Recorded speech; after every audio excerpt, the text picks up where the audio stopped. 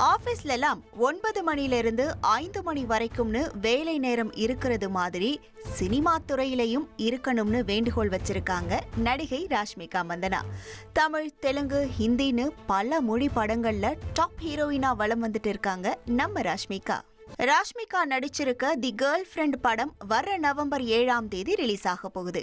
இந்த நிலையில படத்தோட நிகழ்ச்சியில கலந்துகிட்ட ராஷ்மிகா பேசின விஷயம் இப்போ இணையத்துல வைரல் ஆகிட்டு இருக்கு.